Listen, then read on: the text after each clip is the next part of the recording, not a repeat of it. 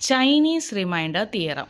നമ്മൾ ലീനിയർ കോൺഗ്രുവൻസിൽ എന്താ a x congruent to b mod n എന്നുള്ള ഫോർമുലുള്ള ഇക്വേഷൻസ് സോൾവ് ചെയ്തു.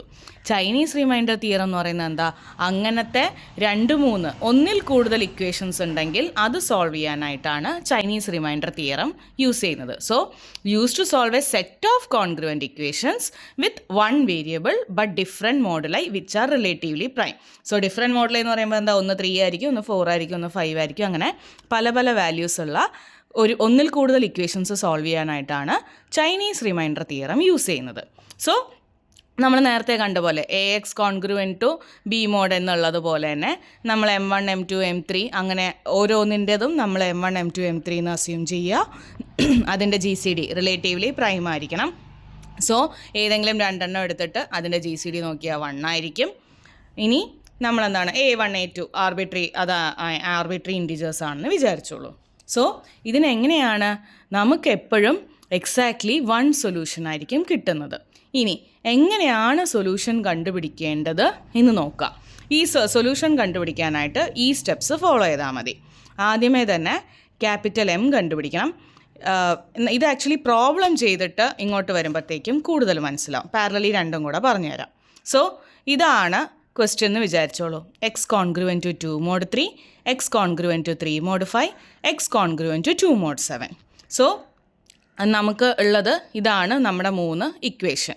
സോ ഈ ഇക്വേഷൻ എങ്ങനെയാണ്, ഞാൻ A1 mode M1, A2 mode M2, A3 mode M3 എന്ന് എഴുതി. ഈ 3 ഇക്വേഷനെ 1 2 3 എന്ന് കൊടുത്തു. അപ്പോൾ എന്താ, ഞാൻ ജസ്റ്റ് മനസ്സിലാക്കാനായിട്ട് ഇവിടെ ഒരു ടേബിളിൽ ഞാൻ എന്തൊക്കെ നമുക്ക് തന്നിട്ടുണ്ട്, എന്തൊക്കെ നമുക്ക് ഫൈൻഡ് ചെയ്യണം. സോ ഇത് നമ്മൾ പിന്നെ കണ്ടുപിടിച്ചിട്ട് ഞാൻ ഫില്ല് ചെയ്തതാണ്. ആദ്യം നമ്മുടെ കയ്യിൽ ഇത്രയും വാല്യൂ മാത്രമാണുള്ളത്. ഈ ടേബിളൊന്നും വരയ്ക്കണം എന്നില്ല, മനസ്സിലാവാനായിട്ടാണ് ഞാൻ ചെയ്തത്.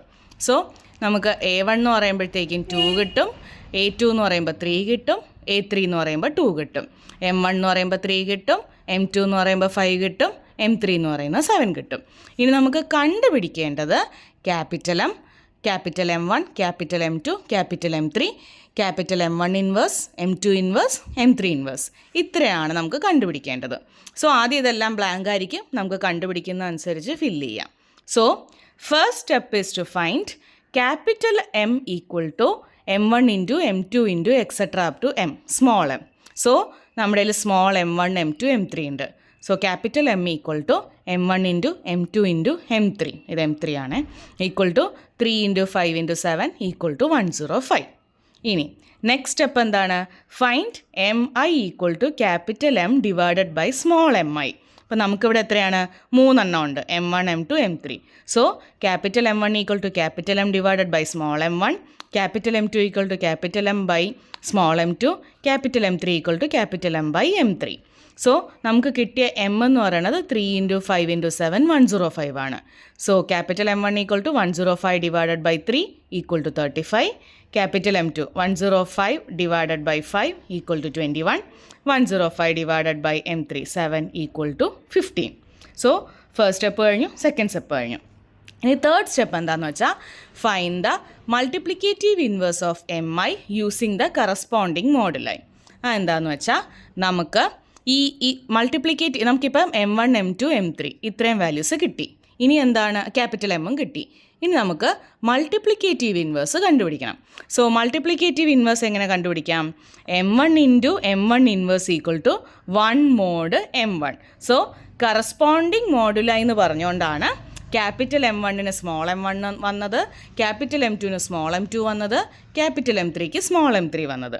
സോ M1 ഇൻറ്റു നമുക്ക് കിട്ടിയ വാല്യൂസ് എല്ലാം നമുക്ക് സബ്സ്റ്റിറ്റ്യൂട്ട് ചെയ്യാം. ക്യാപിറ്റൽ M1 ഇൻവേഴ്സ് ഇതുവരെ കിട്ടിയിട്ടില്ല. സോ കിട്ടിയ വാല്യൂസാണ് 35 into M1 inverse equal to 1 mod 3. അതായത് 35യുടെ കൂടെ എന്തോ മൾട്ടിപ്ലൈ ചെയ്ത് 3 കൊണ്ട് ഡിവൈഡ് ചെയ്താൽ നമുക്ക് 1 കിട്ടും.